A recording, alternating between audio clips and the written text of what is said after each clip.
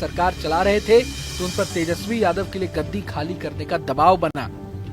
वे इस दबाव को कैसे महसूस कर रहे थे, इसका एक उदाहरण काफी है। आरजेडी को पट्टी पढ़ाने के लिए उन्होंने घोषणा कर दी कि अगला चुनाव तेजस्वी के ही नेतृत्व में लड़ा जाएगा।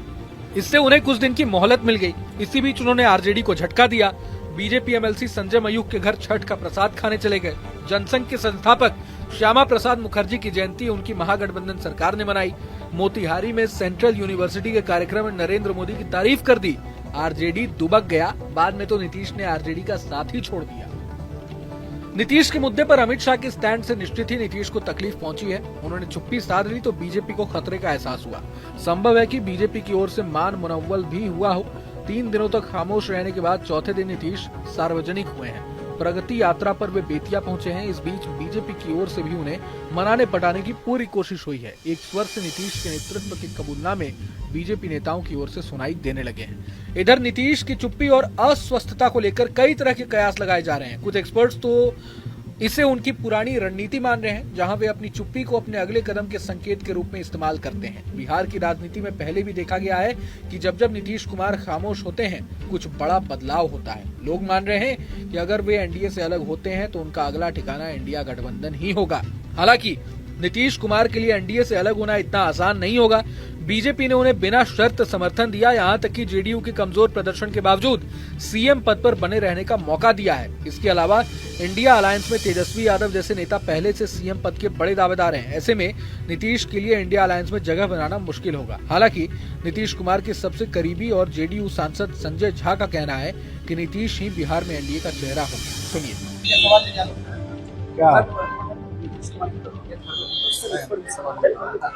अब स्तरहीन हो गया। नीतीश कुमार जी जैसे एक्टिव पॉलिटिक्स में आप लोग भी देखते हैं, जितना उनका मूवमेंट रहता है, कभी जा करके कोई मुख्यमंत्री जिला हेडक्वार्टर में कैंप करके यात्रा करते थे क्या?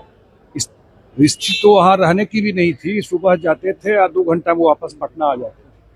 महीनों जा करके यात्रा करके लोगों के बीच, और जब मुख्यमंत्री जाते हैं आप लोगों को पता है तो बहुत सारा काम और स्पीड पकड़ लेता है जब क्योंकि यात्रा है आगे।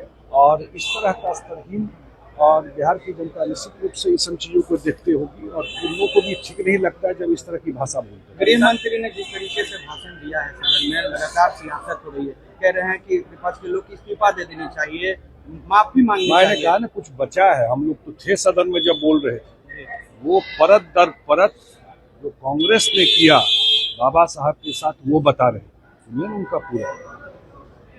बाबा साहब को 40 साल भारत रत्न नहीं मिला, जो खुद प्रधानमंत्री होकर के भारत रत्न ले लेते थे, खुद कांग्रेस के लोग। और जब जनता दल की सरकार आई 90 में, नीतीश कुमार जी भी उसमें मंत्री थे, तब जाके भारत रत्न मिला। क्या बोलेंगे? लगातार चर्चा हो रही है 2025 कुमार के चेहरे को लेकर के। कोई चर्चा नहीं है। नीतीश कुमार जी के नेतृत्व में चुनाव होगा।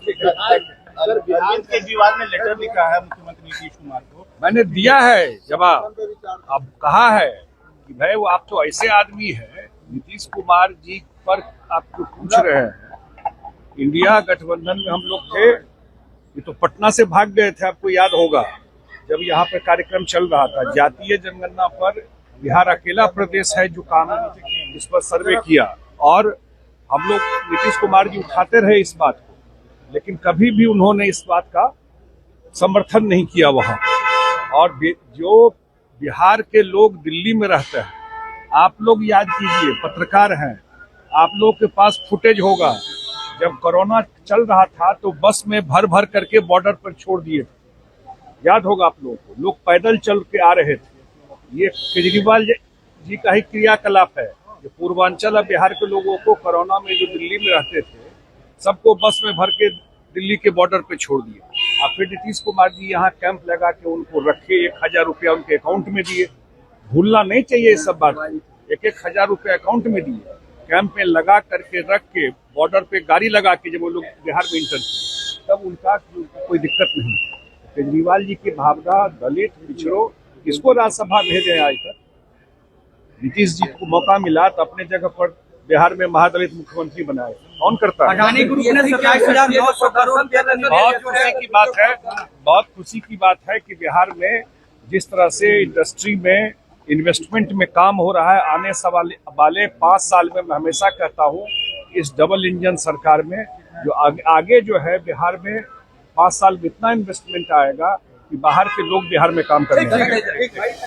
इधर बिहार एनडीए में चेहरे की लड़ाई के बीच जनसुराज के सूत्रधार प्रशांत किशोर ने कटाक्ष करते हुए कहा है कि जनता दल यूनाइटेड को चुनाव में 20 सीटें भी नहीं मिलेगी। प्रशांत किशोर ने कहा कि यदि बिहार की जनता किसी से सबसे ज्यादा नाराज है तो वो नीतीश कुमार है। उन्होंने कहा कि बीजेपी भी जानती है कि नीतीश कुमार आज राजनीतिक बोझ बन चुके हैं और कोई कंधा उन्हें उठा नहीं सकता, लेकिन नियति ने भी ऐसी व्यवस्था बना दी है जिसके चलते बीजेपी के लिए मजबूरी हो गई है कि उन्हें अगला चुनाव नीतीश के नेतृत्व में ही लड़ना होगा और नीतीश कुमार ही एनडीए का चेहरा भी होंगे। हालांकि यहाँ एक बात है जिसका एक्सपर्ट्स अनुमान लगा रहे हैं। प्रशांत किशोर की पार्टी जनसुराज को पहले से ही बीजेपी की बी टीम कहा जा रहा है। माना ये जा रहा है कि अगर जनसुराज बिहार चुनाव में 25 सीटें लाने में भी सफल हो जाती है तो बीजेपी को सरकार बनाने के लिए एक नया साथी मिल जाएगा।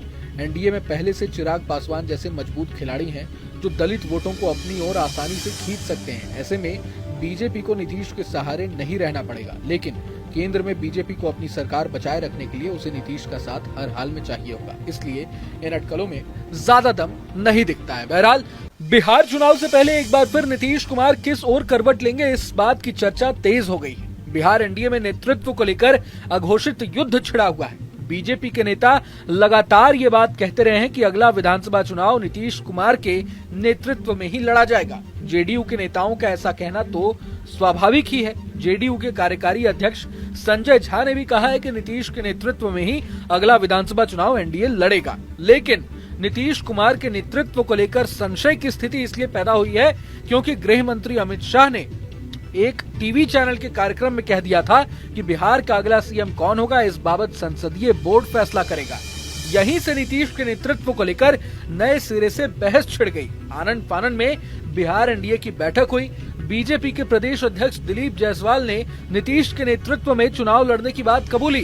बीजेपी ने हड़बड़ी में बिहार कोर कमेटी की बैठक भी बुला ली। हरियाणा में हो रही कोर कमेटी की बैठक के पहले ही दिन स्पष्ट कर दिया गया कि नीतीश कुमार बिहार में एनडीए का नेतृत्व कल भी कर रहे थे, आज भी कर रहे हैं और कल भी करेंगे। सवाल बार बार नीतीश के नेतृत्व में चुनाव का उठ रहा है, लेकिन कोई ये गारंटी नहीं दे रहा कि नीतीश कुमार अगली बार बीजेपी से कम सीटें जेडीयू को मिलने पर क्या 2020 की तरह सीएम बनेंगे कि नहीं। इसी एक बात में सारा रहस्य छिपा है। अमित शाह ने यह भी कहा है कि महाराष्ट्र में बड़ी पार्टी होने के चलते ही बीजेपी ने सरकार बनाने की दावेदारी की। उनकी इस बात के बाद संदेह की कोई गुंजाइश नहीं बचती कि इस बार बीजेपी 2020 के स्टैंड पर नहीं टिकेगी। दूसरी स्पष्टता ये है कि महाराष्ट्र में भी विधानसभा का चुनाव शिवसेना प्रमुख एकनाथ शिंदे के नेतृत्व में लड़ा गया था। शिवसेना में विभाजन के बाद बीजेपी ने शिंदे की सहायता कर उन्हें सीएम जरूर बनाया था, लेकिन चुनाव के बाद कम सीटें मिलने पर उन्हें मुख्यमंत्री बनाने की गारंटी नहीं दी थी। इसलिए नीतीश कुमार के नेतृत्व में अगर बीजेपी बिहार में विधानसभा चुनाव लड़ने की बात कर रही है तो इसका ये अर्थ नहीं कि 2020 की तरह जेडीयू को कम सीटें मिलने पर भी वो नीतीश को सीएम बनने का मौका देगी ही। ऐसा नहीं है कि नीतीश कुमार महाराष्ट्र के घटनाक्रम से अनजान हैं या फिर वो बीजेपी के इरादे नहीं समझ रहे होंगे। जेडीयू को कभी अकेले बहुमत न मिलने के बावजूद वो करीब 2 दशक से सीएम बने हुए हैं, तो उन्हें हर दांव का पता जरूर है। उन्हें पता है कि कोई कितना भी हाथ पांव मार ले, उनके बिना किसी की सरकार नहीं बनने वाली, और जब ऐसा मौका आएगा तो होगा वही जो नीतीश कुमार चाहेंगे। हाँ, ये भी सही है कि नीतीश जिस किसी के साथ रहे वे उसे समय समय पर झटके देकर काबू में रखने की कला भी जानते हैं। आरजेडी के साथ जब वे सरकार चला रहे थे तो उन पर तेजस्वी यादव के लिए गद्दी खाली करने का दबाव बना। वे इस दबाव को कैसे महसूस कर रहे थे इसका एक उदाहरण काफी है। आरजेडी को पट्टी पढ़ाने के लिए उन्होंने घोषणा कर दी कि अगला चुनाव तेजस्वी के ही नेतृत्व में लड़ा जाएगा। इससे उन्हें कुछ दिन की मोहलत मिल गई। इसी बीच उन्होंने आरजेडी को झटका दिया। बीजेपी एमएलसी संजय मयूख के घर छठ का प्रसाद खाने चले गए। जनसंघ के संस्थापक श्यामा प्रसाद मुखर्जी की जयंती उनकी महागठबंधन सरकार ने मनाई। मोतिहारी में सेंट्रल यूनिवर्सिटी के कार्यक्रम में नरेंद्र मोदी की तारीफ कर दी। आरजेडी दुबक गया। बाद में तो नीतीश ने आरजेडी का साथ ही छोड़ दिया। नीतीश के मुद्दे पर अमित शाह के स्टैंड से निश्चित ही नीतीश को तकलीफ पहुंची है। उन्होंने चुप्पी साध ली तो बीजेपी को खतरे का एहसास हुआ। संभव है कि बीजेपी की ओर से मान मुनव्वल भी हुआ हो। 3 दिनों तक खामोश रहने के बाद चौथे दिन नीतीश सार्वजनिक हुए हैं। प्रगति यात्रा पर वे बेतिया पहुंचे हैं। इस बीच बीजेपी की ओर से भी उन्हें मनाने पटाने की पूरी कोशिश हुई है। एक स्वर से नीतीश के नेतृत्व के कबूलनामे बीजेपी नेताओं की ओर से सुनाई देने लगे हैं। इधर नीतीश की चुप्पी और अस्वस्थता को लेकर कई तरह के कयास लगाए जा रहे हैं। कुछ एक्सपर्ट्स तो इसे उनकी पुरानी रणनीति मान रहे हैं, जहां वे अपनी चुप्पी को अपने अगले कदम के संकेत के रूप में इस्तेमाल करते हैं। बिहार की राजनीति में पहले भी देखा गया है कि जब जब नीतीश कुमार खामोश होते हैं, कुछ बड़ा बदलाव होता है। लोग सरकार चला रहे थे तो उन पर तेजस्वी यादव के लिए गद्दी खाली करने का दबाव बना। वे इस दबाव को कैसे महसूस कर रहे थे, इसका एक उदाहरण काफी है। आरजेडी को पट्टी पढ़ाने के लिए उन्होंने घोषणा कर दी कि अगला चुनाव तेजस्वी के ही नेतृत्व में लड़ा जाएगा। इससे उन्हें कुछ दिन की मोहलत मिल गई। इसी बीच उन्होंने आरजेडी को झटका दिया। बीजेपी एमएलसी संजय मयूख के घर छठ का प्रसाद खाने चले गए। जनसंघ के संस्थापक श्यामा प्रसाद मुखर्जी की जयंती उनकी महागठबंधन सरकार ने मनाई। मोतिहारी में सेंट्रल यूनिवर्सिटी के कार्यक्रम में नरेंद्र मोदी की तारीफ कर दी। आरजेडी दुबक गया। बाद में तो नीतीश ने आरजेडी का साथ ही छोड़ दिया। नीतीश के मुद्दे पर अमित शाह के स्टैंड से निश्चित ही नीतीश को तकलीफ पहुंची है। उन्होंने चुप्पी साध ली तो बीजेपी को खतरे का एहसास हुआ। संभव है कि बीजेपी की ओर से मान मुनव्वल भी हुआ हो। 3 दिनों तक खामोश रहने के बाद चौथे दिन नीतीश सार्वजनिक हुए हैं। प्रगति यात्रा पर वे बेतिया पहुंचे हैं। इस बीच बीजेपी की ओर से भी उन्हें मनाने पटाने की पूरी कोशिश हुई है। एक स्वर से नीतीश के नेतृत्व के कबूलनामे बीजेपी नेताओं की ओर से सुनाई देने लगे हैं। इधर नीतीश की चुप्पी और अस्वस्थता को लेकर कई तरह के कयास लगाए जा रहे हैं। कुछ एक्सपर्ट्स तो इसे उनकी पुरानी रणनीति मान रहे हैं, जहां वे अपनी चुप्पी को अपने अगले कदम के संकेत के रूप में इस्तेमाल करते हैं। बिहार की राजनीति में पहले भी देखा गया है कि जब जब नीतीश कुमार खामोश होते हैं, कुछ बड़ा बदलाव होता है। लोग मान रहे हैं कि अगर वे एनडीए से अलग होते हैं तो उनका अगला ठिकाना इंडिया गठबंधन ही होगा। हालांकि नीतीश कुमार के लिए एनडीए से अलग होना इतना आसान नहीं होगा। बीजेपी ने उन्हें बिना शर्त समर्थन दिया, यहां तक कि जेडीयू के कमजोर प्रदर्शन के बावजूद सीएम पद पर बने रहने का मौका दिया है। इसके अलावा इंडिया अलायंस में तेजस्वी यादव जैसे नेता पहले से सीएम पद के बड़े दावेदार हैं। ऐसे में नीतीश के लिए इंडिया अलायंस में जगह बनाना मुश्किल होगा। हालांकि नीतीश कुमार के सबसे करीबी और जेडीयू सांसद संजय झा का कहना है कि नीतीश ही बिहार में एनडीए का चेहरा होगा। सुनिए।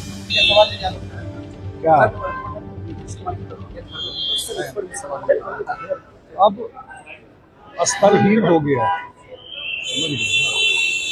नीतीश कुमार जी जैसे एक्टिव पॉलिटिक्स में आप लोग भी देखते हैं, जितना उनका मूवमेंट रहता है, कभी जा करके कोई मुख्यमंत्री जिला हेडक्वार्टर में कैंप करके यात्रा करते थे क्या? इस रिश्ते तो वहाँ रहने की भी नहीं थी। सुबह जाते थे और 2 घंटा में वापस पटना आ जाते थे। महीनों जा करके यात्रा करके लोगों के बीच, और जब मुख्यमंत्री जाते हैं, आप लोगों को पता है, तो बहुत सारा काम और स्पीड पकड़ लेता है जमीन। उनकी यात्रा है आगे, और इस तरह का स्तरहीन, और बिहार की जनता निश्चित रूप से इन सब चीजों को देखते होगी, और लोगों को भी ठीक नहीं लगता है जब इस तरह की भाषा बोलते हैं। गृह मंत्री ने जिस तरीके से भाषण दिया है सदन में, लगातार सियासत हो रही है। कह रहे हैं कि विपक्ष के लोग इस्तीफा दे देनी चाहिए, माफी मांगनी चाहिए। मैंने कहा ना, कुछ बचा है। हम लोग तो थे सदन में जब बोल रहे थे। वो परत दर परत जो कांग्रेस ने किया बाबा साहब के साथ, वो बता रहे। सुनिए ना उनका पूरा। बाबा साहब को 40 साल भारत रत्न नहीं मिला, जो खुद प्रधानमंत्री होकर के भारत रत्न ले लेते थे, खुद कांग्रेस के लोग। और जब जनता दल की सरकार आई 90 में, नीतीश कुमार जी भी उसमें मंत्री थे, तब जाके भारत रत्न मिला। तो क्या बोलेंगे? लगातार चर्चा हो रही है 2025 कुमार के चेहरे को लेकर के। कोई चर्चा नहीं। नीतीश कुमार जी के नेतृत्व में चुनाव होगा। अगर अरविंद केजरीवाल ने लेटर लिखा है मुख्यमंत्री नीतीश कुमार को, मैंने दिया है जवाब। अब कहा है कि भाई वो आप तो ऐसे आदमी है, नीतीश कुमार जी पर आप जो पूछ रहे हैं, इंडिया गठबंधन में हम लोग थे, ये तो पटना से भाग गए थे। आपको याद होगा जब यहाँ पे कार्यक्रम चल रहा था जातीय जनगणना पर, बिहार अकेला प्रदेश है जो काम इस पर सर्वे किया, और हम लोग नीतीश कुमार जी उठाते रहे इस बात को, लेकिन कभी भी उन्होंने इस बात का समर्थन नहीं किया वहां। और जो बिहार के लोग दिल्ली में रहते हैं, आप लोग याद कीजिए, पत्रकार हैं, आप लोग के पास फुटेज होगा, जब कोरोना चल रहा था तो बस में भर भर करके बॉर्डर पर छोड़ दिए थे। याद होगा आप लोगों को, लोग पैदल चल के आ रहे थे। ये केजरीवाल जी का ही क्रियाकलाप है। जो पूर्वांचल और बिहार के लोगों को कोरोना में जो दिल्ली में रहते थे, सबको बस में भर के दिल्ली के बॉर्डर पे छोड़ दिया। और फिर नीतीश कुमार जी यहाँ कैंप लगा के उनको रखे, 1000 रुपया उनके अकाउंट में दिए। भूलना नहीं चाहिए इस सब बात। 1-1 हजार रुपए अकाउंट में दिए, कैंप में लगा करके रख के, बॉर्डर पे गाड़ी लगा के जब वो लोग बिहार में इंटर किए, तब उनका कोई दिक्कत नहीं।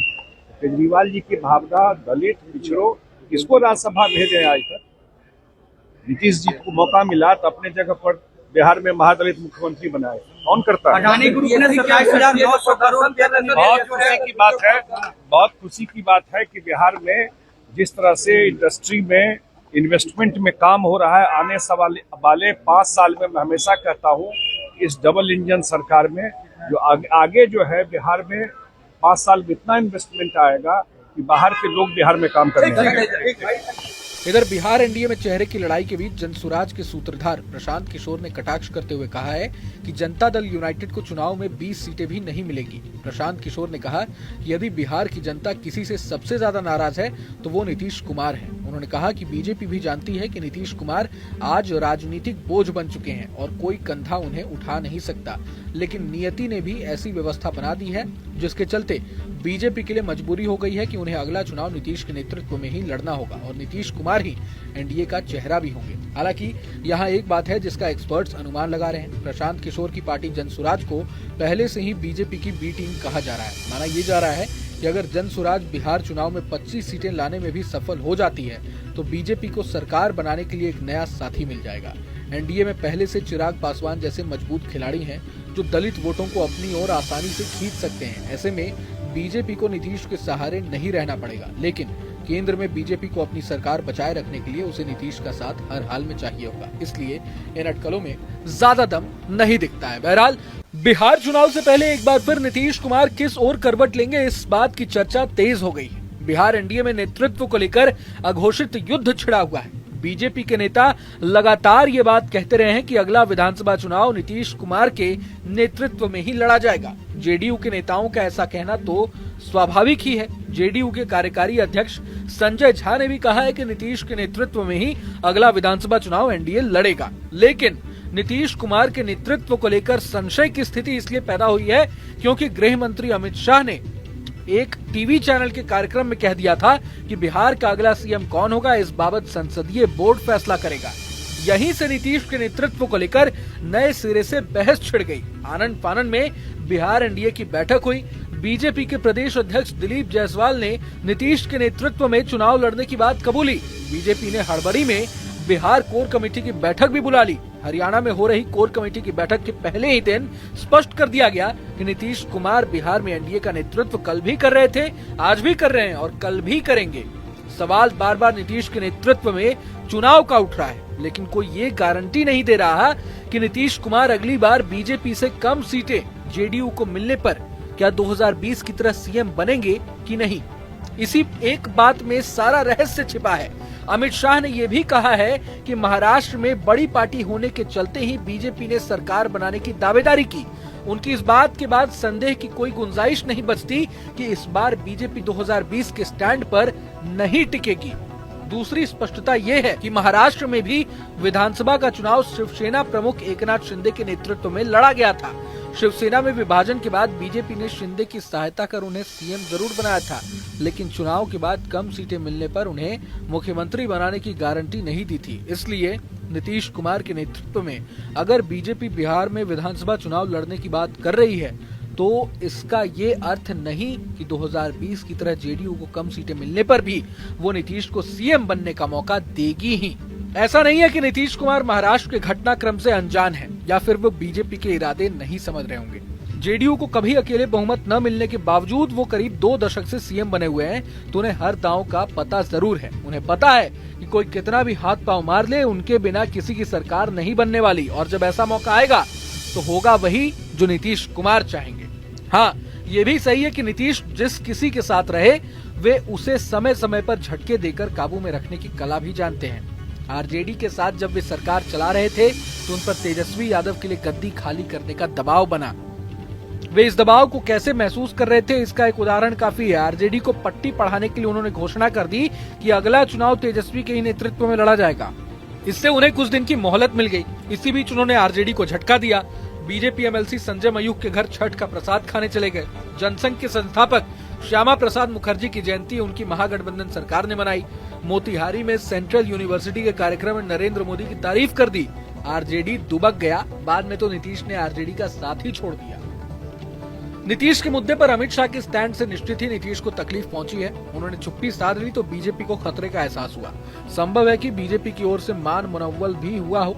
3 दिनों तक खामोश रहने के बाद चौथे दिन नीतीश सार्वजनिक हुए हैं। प्रगति यात्रा पर वे बेतिया पहुंचे हैं। इस बीच बीजेपी की ओर से भी उन्हें मनाने पटाने की पूरी कोशिश हुई है। एक स्वर से नीतीश के नेतृत्व के कबूलनामे बीजेपी नेताओं की ओर से सुनाई देने लगे हैं। इधर नीतीश की चुप्पी और अस्वस्थता को लेकर कई तरह के कयास लगाए जा रहे हैं। कुछ एक्सपर्ट्स तो इसे उनकी पुरानी रणनीति मान रहे हैं, जहां वे अपनी चुप्पी को अपने अगले कदम के संकेत के रूप में इस्तेमाल करते हैं। बिहार की राजनीति में पहले भी देखा गया है कि जब जब नीतीश कुमार खामोश होते हैं, कुछ बड़ा बदलाव होता है। लोग